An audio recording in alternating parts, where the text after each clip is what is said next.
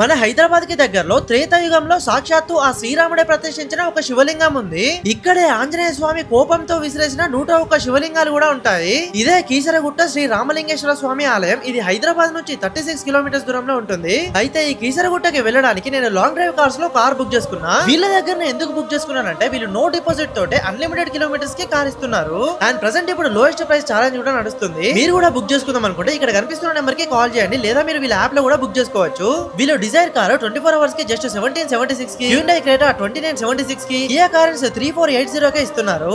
And వీళ్ళ services Hyderabad లోనే కాకుండా వైజాగ్, విజయవాడ, వరంగల్ లో కూడా ఉన్నాయి. ఈ యాప్ మనకి యాప్ స్టోర్ లో ఇంకా ప్లే స్టోర్ లో కూడా అవైలబుల్ గా ఉంది.